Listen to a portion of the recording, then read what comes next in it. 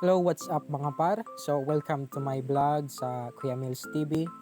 And kung napapanood nyo itong mga par na video na to, please subscribe to my YouTube channel, like and comment. Dahil itong video na napapanood nyo is my first video na i-upload ko dito sa YouTube channel ko. Kaya guys, please subscribe, please support to my YouTube channel. This time mga par, tuturuan ko kayo kung paano nyo aayusin yung mga cellphone nyo na sobrang lag na nang walang ibang gagamitin na apps, walang ida-download na apps. Nariyan lamang yan mga par sa cellphone nyo.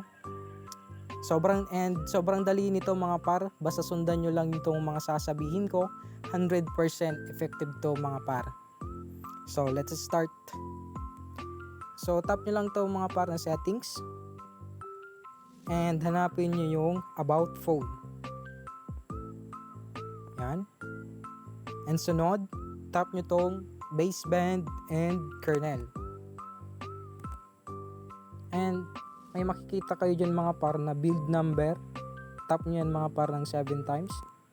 1, 2, 3, 4, 5, 6, 7. So makikita nyo dyan guys, sabi dyan, you are now in developer mode.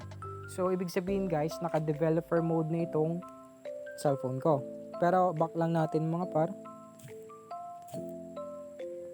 Hanapin nyo tap nyo tong additional settings.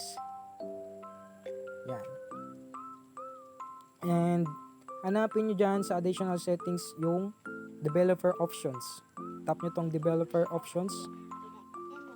And as you can see mga par, yung developer options ko is naka-on na. Yan, naka-on na siya. And pero scroll nyo pababa mga par. Hanapin nyo yung window animation scale. Yan. As you can see mga par, yung window animation scale ko is naka 1 times, pero mas maganda para sa akin is naka turn off to. Yan. And itong transition animation scale, turn off. And itong animator duration scale, turn off. Nakadepende na yun sa inyo mga par kung ito turn off nyo yan o hindi. Basta para sa akin mas maganda kung naka turn off yan. And itong cellphone ko nga pala mga par is Realme 5i, 3GB RAM, kaya sobrang lag din. Kaya naisipan ko din na iset tong developer mode. And ngayon, na-share ko tong video sa inyo.